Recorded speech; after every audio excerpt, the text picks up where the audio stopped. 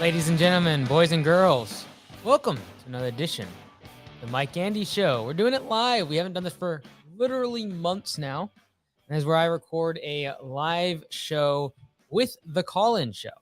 And so we already got people in the queue. I appreciate you all being here on the second channel. This is not the main channel. You will want to subscribe to the Mike Andy Show, which is my secondary channel, which I hope to make a regular occurrence of these live shows and really more of a podcast sort of atmosphere. You'll do live phone calls, texting, over DMs, all fun and games, but doing it live in person on the phone. I really enjoy it, kind of a radio style. It's pretty easy for me to produce myself, and I'm looking forward to it. So without any further delay, if you have a question, call this number right over here, 361-733-3332. Just so everyone knows, you cannot call this number and get me a hold of me. It is only active when we are live on the Mike Andy Show. So let's go ahead and jump right in. We got already a few people in the caller queue. Let me make sure that we are good to go in terms of our audio. Keep in mind, if I cut you off or I put, listen to your question, then cut you off of the weight room on the phone, please don't be offended. It's just we got to keep things moving. I'm going to try to keep these at 30 minutes and not make them super extended. So without any further delay, let's bring our first caller in. Area code 478, you're on the show. Welcome. Thanks for coming on.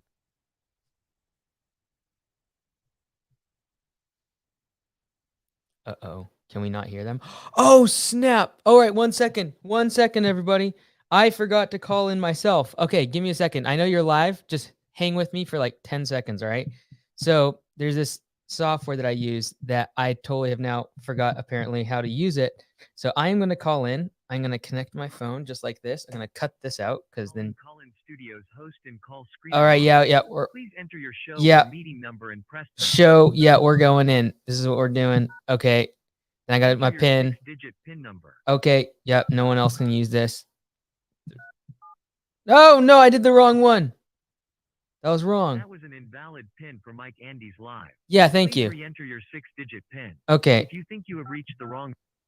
I don't know if you guys can hear that or not, but I put the wrong pin number in. Okay. Welcome, host. You are now in the host room and can manage your callers from the call-in studio web interface. Oh, very much. Okay, great. All right. First caller, 478, you're live. We should be able to hear you now. All right. Hey, Mike, I appreciate you taking my phone call. Sorry about that. My name is Tyler. I run no, it's no problem at all. I run a very small lawn care business on the side. I have a full-time job, but I'm just doing a startup, trying to start up slowly. And I run it as professionally as I can, so I am looking to scale up with time. One question I have to see how you would deal with is the majority of my customers, they don't want a dedicated schedule of weekly or bi-weekly, especially customers who don't have lawns that grow very aggressively, if maybe half the lawn is shaded. Mm-hmm. How would you handle how do you schedule those customers? Yeah, like it really is going to come down to how fast you're wanting to grow. If you're trying to scale up and get more customers and volume is an important thing to you, you're typically going to be less inclined to add friction to the sales process. And that is like requiring card on file, requiring weekly service. Like the more requirements you add, the more friction there is. So typically what I recommend is like, you got to ask yourself, are you trying to grow? Or are you trying to, maximize profitability and efficiency of the company? So like where you're currently at, are you trying to scale up and grow really quickly, or are you trying to make it as efficient and profitable as possible? For my first year, I'm trying to make it as efficiently and as profitable as possible, just so I can use my first year as to learn from my mistakes, and then the next year I do plan on focusing on growth. Yeah, so like but I just wanted to get these details fleshed out and to learn these processes, so I can. So next year I can focus on growth, but I didn't know if I certainly I could not have that many customers and be sustainable if they wouldn't do like a weekly or biweekly. I think so that was one thing I was just. Yeah, I think for everybody, like the bottom line is you got to figure out what your capacity at your current size is. So for example, if you're doing this part-time, maybe your capacity is 15 or 20 lawns. If you are your first year full-time, maybe it's 50 or 60 lawns. Determine exactly what that capacity is. Typically, it's based upon your budgeted hours. However, know what that number is. And as soon as you hit it, that's when you can start turning the profitability dial on. And You can increase your profitability by requiring weekly, requiring a credit card on file, requiring all these other things, increasing your prices. And so the bottom line for this year, what I would recommend for the caller is ensure that you know what that is. And once you've hit that number, then you start turning these other dials on. And that is, like I said, you can go ahead and require them to stay weekly. And if they drop out, great. I've got a wait list of people, and you can literally have 10, 15, 20 people on your wait list ready to fill people's spots if they fall out. If you raise prices and people fall off, you can replace them. Next caller we got from 605. Welcome to the show. Thanks for coming on. Hey, Mike. Thanks for taking my call. Quick question. I'm considering becoming a franchisee. I'm curious on how the solo operator model works if you want to then transition to the growth model. Yep, absolutely. So last year, the Franchise Advisory Council actually voted to have it where everyone has to be on a path to being the growth model. So it's within 2 years, you have to become the growth model. If that goes to 1 year, if you surpass $20,000 in monthly revenue. And so a year from the time that you pass 20,000, you have to switch to growth. That way you lock in a territory. You have a governed area where all leads that come in that area are coming to you. Really, I would only recommend the solo operator model for someone that has does not have the money to get started with growth. And that might be if you have, say, 40 or 50,000, I'd recommend you maybe using the solo operator model. Whereas if you have a little bit more cash or have availability of capital for even if it is loan is, 70, 80, 90,000, that way you can hit the ground running with the growth model and, really scale up. And then furthermore, use the full services of Command Center, like payroll and email and all the other services. So I don't want to talk too much about Augusta because I don't want to get sound promotional, but definitely just book a call with Lee. Go to AugustaLongerServices.com/franchise, and he can go over the differences with you of solo versus growth and what would be best in your situation. Next caller, we're keeping this moving. 908. Thanks for coming on. Hey, Mike, what's going on? How are you? Good. Hey, I had a quick question for you. Year 5 of my landscaping business, and I, started solar operator, grew it all the way to 39 employees, doing a little over $3 million in revenue. But I'm finding that I'm hitting that plateau of where I can't go any further than what I'm doing now. I mean, the ultimate plan is to grow it up to a little bigger, about 10 million. But I can't. I'm almost doing the reverse. You know how you're supposed to build a foundation and work your way up. I'm almost working where I'm finding the employees and I'm trying to build the back end, and it's not really syncing up well. Receivables are backing up. My debt to income is a little higher than it should. So struggling to get a line of credit or a loan like that. I wanted to know what your recommendation would be when you are facing fast growth, and you don't really have any sort of outside money that I can get. No, great question. First, let me say thank you for your vulnerability. The fact that you're doing 3 million and you're willing to say that, that speaks a lot to your character. Most people in your scenario are more interested in the trappings of what looks like success instead of just being honest about where they're at. So first of all, that's a huge thing for you. What I would do if I was you is realize that if you're bootstrapped like you are in terms of raising your own capital, you don't have outside funding or access to lines of credit or debt, is slowing down your growth by 1 year, like just pausing growth for 1 year instead of next year doing 3.5 or 4, just doing 2.8 or 3 is the difference between you growing, 5 years of aging yourself in the next 12 months versus slowing the growth down a bit, getting things under control, being extremely profitable, and then going into the following year, like going into 2025 with a very healthy profit margin on a business that does say 2.8 or 3 million in top line revenue. Even if you're 10% profitable on that, after tax and everything, $300,000 of net profit takes a big chunk into probably whatever debt you currently do have. Correct. Yep. So I'm strapped. Yep. Yeah. So like if I was you, I would say, okay, what happens if I raise my prices by 25, 30%? I know it sounds crazy, but it's probably raising your prices by 20 to 30% for you will probably basically just put the brakes on your growth, but it would literally double or triple your profitability. Let's say you're at 8% profitability right now, and you're basically just churning your profit in terms of cash flow to fund these receivables as well as equipment, et cetera. That's what's happening. So let's say you're 8 or 10% profitable. If you increase prices by 20, 30%, you are literally going to triple your profitability. You'll slow down growth though, because your close ratio will come down.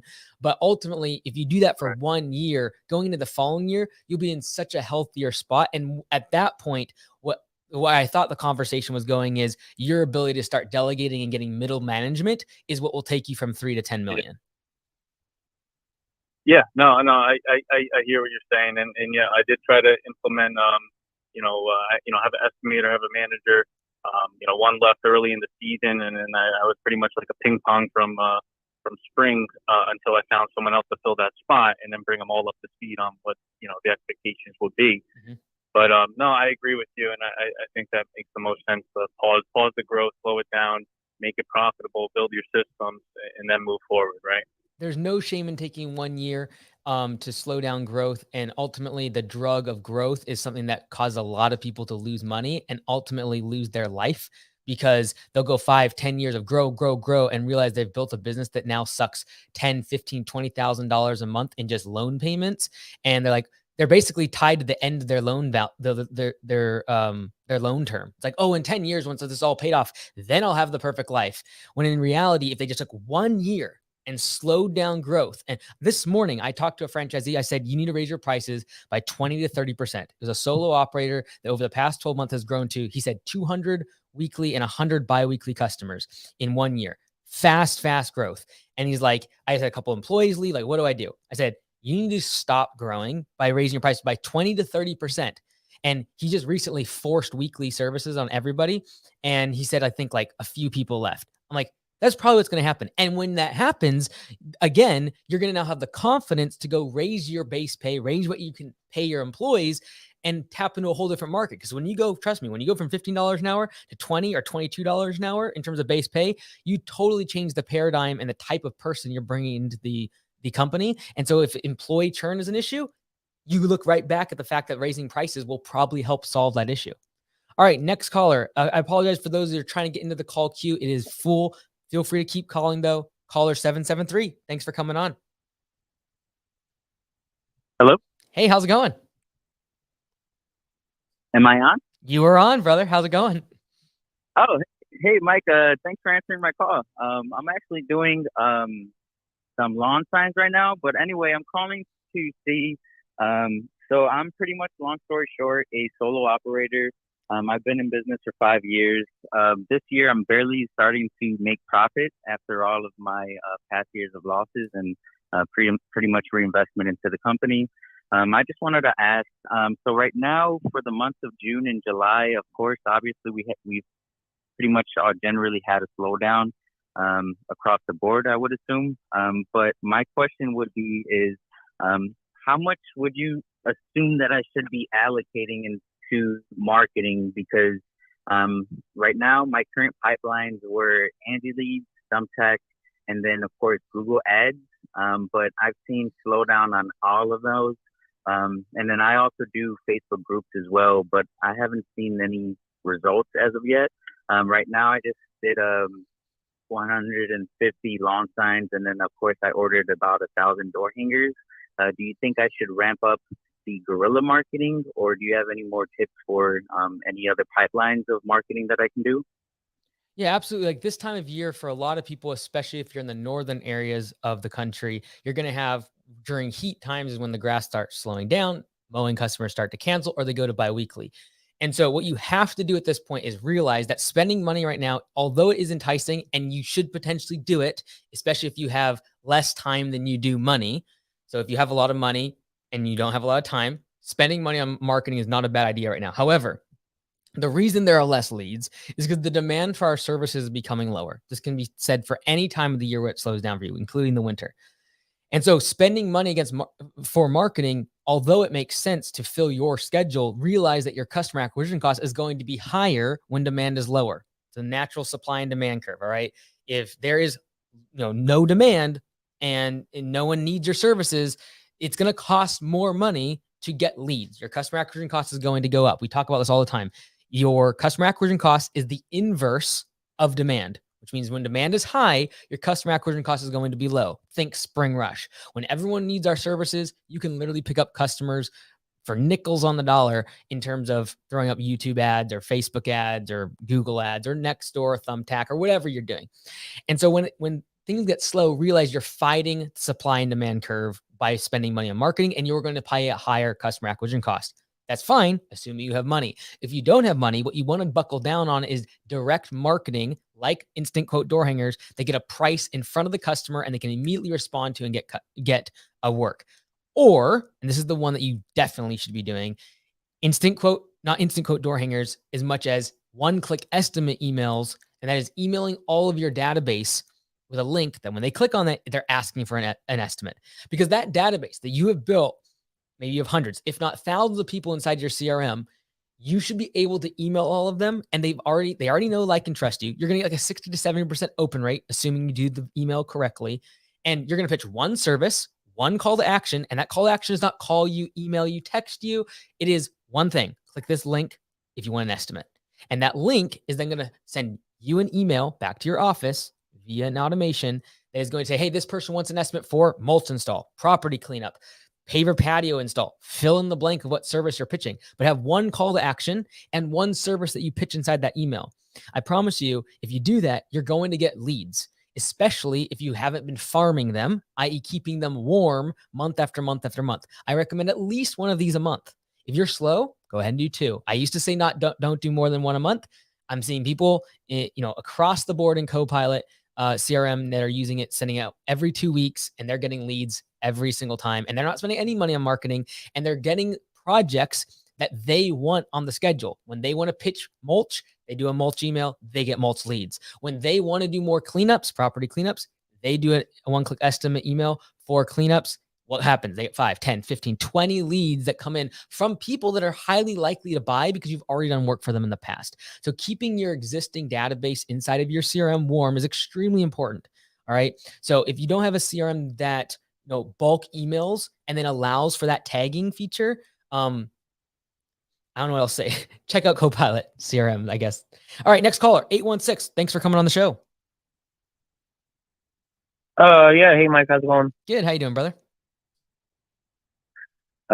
Good. So I just started doing lawn care on the side this year, opened up an LLC and everything. I got like maybe less than 10 customers that I do regular mows for. And I've been watching a ton of your videos, kind of looking at really diving in now, and getting a business loan and using some of your videos to help me write a business plan to make it happen. But my biggest question right now is now a good time to start with the season winding down and using your aggressive door knocker methods? And it just basically is now a good time to get it started with the season winding down. Without too much context, I would probably say keep your current job for this year, but keep growing your current database of customers on the weekends and the evenings, etc. And then next spring, make the jump when you know that demand is really high and there's gonna be way more leads for you to be able to immediately double or triple your clientele. That's just going to be harder to do right now. And your bang for your buck when it comes to marketing spend is going to be so much better at that period of time. And then it also has to parlay, and the other part of the equation is your financial risk, equation. Do you have a family? Do you have dependents? Those are things going to weigh probably more heavily on your mind when it comes to whether or not you to go take a big piece of debt out during a period of time where leads are going to be harder, not impossible, but harder to get this time of year. Does that make sense? Absolutely, yes. Cool. All right, brother. You have a good one. Best of luck to you. Next caller is coming. Whoa, I just clicked the wrong one. That's fine. Next caller is coming from 612. Welcome, Cameron. Hey, what's going on, Mike? Not much, brother. Hey, 2 questions for you. First one is, when's the next TCM filter coming out, man? I've been waiting.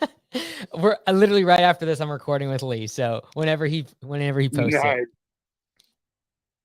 Awesome. All right. Main question is, I've heard you talk in your videos a couple times about it. I just want to see what your opinion is on 1-man versus 2-man mowing crews. I do a lot of smaller yards, like quarter acre things, just small ones. And I'm just curious, because from what it seems like, if one person is going out and doing these lawns, they would make more money versus if they have like someone with them. Is that been the case, or what is kind of your current take on one man versus two man, something like that? Yeah, absolutely. Like in general, the more stops you have per day, the more inefficient adding more people to that crew becomes.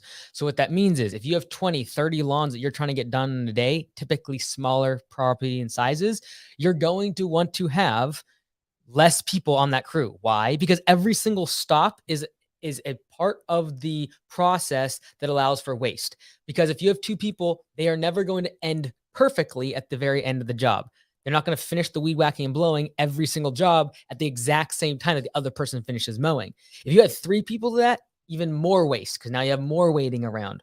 Less so if you're having 3 or 4 people in a truck, but they only do 4 or 5 hour properties and it's HOAs and commercial property. That's like if you have a commercial property and that's the majority of what you're doing in terms of maintenance, I don't mind someone having a big truck, 3, 4, 5 guys on it, 3 or 4 zero turns on the back because they're going to park their truck and maybe do 2 properties a day.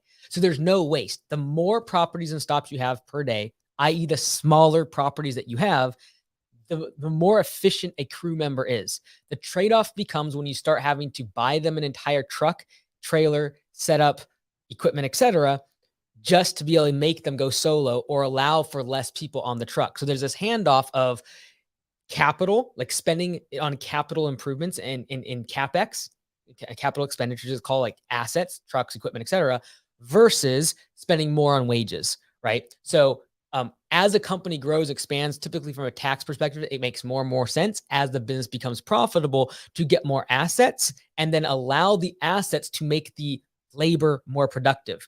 However, the assets are a fixed expense. Wages are a variable expense, which at the beginning, when you don't have a lot of money, you'd actually want to lean more on the wages. You'd want to lean on having 2 people in the truck, even if they have 20 stops in a day, simply due to the fact that you don't have the capital to go buy have the capital expenditures, or you go into debt. And so I'm not saying you shouldn't go into debt. I'm not saying you should or should not buy trucks. What I'm saying is there's a handoff of efficiency versus having to go spend more money on capital. And typically what I see is you want to maximize how many people in a truck, up to 2 if you're doing 15, 20 lawns a day, for example, you're up to 2 people. And then as you become more profitable from a tax perspective, you go out and buy the capital assets required to be able to make your guys more efficient and use the fixed cost of equipment, trucks, etc., to warrant the fact that it's easier to buy those than it is find more employees. And so that's going to come with time, though. I don't recommend you go out and get a bunch of debt so you can have the trucks and equipment and have less people in the truck, because I'd rather have you have variable expenses than fixed expenses when you're first getting started. Next caller, 708. Welcome to the show. Thanks for coming on. Hey, Mike, can you hear me? I can. What's up, brother? Hey, it's Will. Quick question for you. On Copilot, is there currently, or will there be a way that we can differentiate the close ratio between reoccurring mow jobs and one-time projects? Yeah. So like right now, we are actually working right now on working on 2 things. Well, first of all, you mean for close ratio? Yes. Okay, got it. Ratio. Okay, got it. Sorry. I thought I was thinking attrition for a second. I was like, why would you need attrition for one-time projects? Okay, yeah. So for close ratio, it's something that we have in the works. It's not something we're doing right now. We are tidying up the close ratio and like the whole KPI dashboard this week, and then next week we'll start diving in on 3D notifications using AI. The thing is, when we start going down the path of 3D notifications, that's when we're going to split out your close ratio for different types of services. But it's not there yet. So in terms of timeline, realistically, the fall. So. Awesome. Super excited. Thank you. You got it, brother. Take care. All right, next caller. Again, I know people are saying that the call lines are full. Like the lines are full. I'm just taking from the top the people who have been waiting the longest. Next caller is 959. Welcome to the show. Thanks for coming on. Hi, Mike. Yeah, what's up? Hey, thanks for taking my call. I just had a quick question. As we start to grow, we're probably going to end the year around 600,000-700,000 this year. And our big issue right now is we're doing a mixture of project based like patio, softscape, and also like shrub trimming and bush and bed programs with the same crew. Mm-hmm. But what we're starting to see is, we might have 4 weeks of project-based work, and someone's not going to wait that long to get their shrubs trimmed. So, like, what would you recommend in that point where we don't have, say, the work in that specific project base to keep a dedicated crew busy in that sector just yet? Yeah. So the challenging part when you have dedicated crews is that what you're really doing is you're having to manage multiple wait times, or you're having to manage multiple budget hour capacities is what the language I would use, because you might be booked out 4 weeks for a certain type of service, 2 weeks for a different type of service, and 3 months for a different type of service. So the challenging part, and not to say that you should not, have the, have this in dedicated crews, but what you have to keep in mind is the fact that you literally can't say I'm booked out 3 weeks. You're gonna have to say I'm booked out 2 weeks for this service, 4 weeks for this service, and 8 weeks for this service. What you're going to want to do is track that over time and then make sure that your labor matches those, ebbs and flows of demand for specific services. And then what you can do is cross train a few of your crew to be able to move guys in between the crews, but not the entire crew. Because if you're trying like, hey, I want to dedicate this crew to hardscaping, great. But what I'm going to do is I'm going to take 2 or 3 of them, maybe out of 5 or 6, and cross-train them on bush trimming so that when the bush trimming guys get crazy busy, I can move a couple guys over and somewhat, even out that massive spike in demand. Does that make sense? Yeah. What would you do in like the shorter term if, like, for example, we have a project we're going to work on starting next week. That's going to be a week-long project, and the one after that is going to be a 4-day project. Mm-hmm. But in the meantime, we do the simple growth automation, and so we just got a whole flood of bush trimming that came in. So the same guys are going to go put the patios in, or the same guys that are going to do the bushes, and we're just getting our closing ratios starting to drop a lot because people aren't willing to wait for those patio guys to go do the trimming. But yeah, like, we just don't have it. Yeah, like ultimately whenever it comes to being booked out a certain, far, eventually you're going to have customers that just do not want to accept the job, especially when it comes to things like overgrown mows, like mowing, bush trimming, any sort of maintenance. To be typical, people don't want to wait 5, 6, 7 weeks. So what you're going to want to do is say, okay, when estimates come into me, I can't just put them on the next available slot. What I need to do is I need to ask myself, okay, is this a project that could be put off 2 months? Because if it is, and it's a paver patio, I'm not going to put them when I actually have availability in 2 weeks. I'm going to put them in 2 months, knowing that there's other services that are more time sensitive that I'm going to leave space for. And this is really important when you go into times people do that offer a large amount of services, or even just a few services, is whatever starts coming in during the beginning of the spring rush, they start putting on the schedule in a more, this one called in first, they accepted, okay, they're next. And it's kind of a first come, first serve basis. That's not how you want to do it. How you want to do it is, how long is this type of work, this type of service able to be on the schedule for without them canceling? And if it's a paver patio, et cetera, you can wait a month, 2 months. I've seen people do 3, 4, 5, 6 months for these bigger projects. Whereas like for bush trimming, you're going to need it right away. So in the short term, what I would do for someone that has more of a crunch when it comes to labor for these specific services, or you have a whole bunch of leads literally waiting for you, is, accepted estimates, basically. You're going to want to make sure that you get to the lowest common denominator of labor that you will need to cross-train your team on. And so for bush trimming, for example, you can get someone to probably do 90% of those bush trimmings within an hour of training. In terms of like, okay, guys, rake out the beds, trim the bushes, haul it to the truck. They're not maybe going to be the best at pruning a fruit tree or trimming a rose bush, etc. But you can get them to the lowest common denominator, so they are effective at working down on that backlog of work that just came in for that service. And so there is going to be either A, you're going to have to throttle leads, and it sounds like right now in the short term you can't because they're already sitting there. The automation went out. But in the long term, you do want to throttle leads of these different types of services so that you don't have this backup.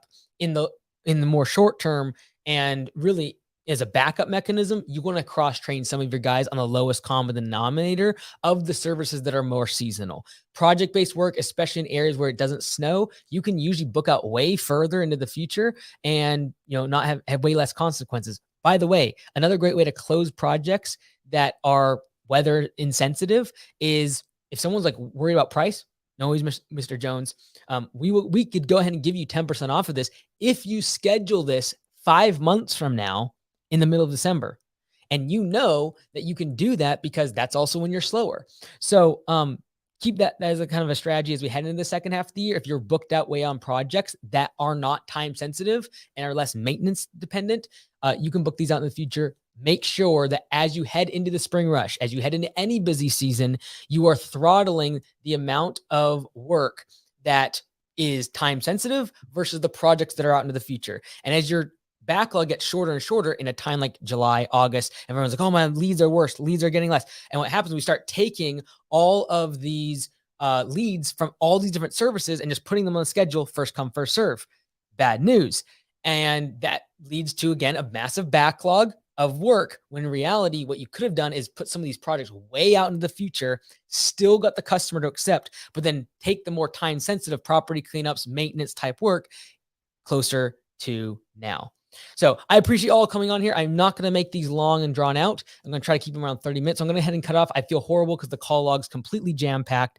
I will do more of these. It sounds like there's a lot of people that are enjoying this. So 100 plus people are already still listening. I can't believe it. I'll do more of these. If you all enjoy them, please share it, comment that you enjoy them, and I'll do more. I'll try to make the time to make it happen.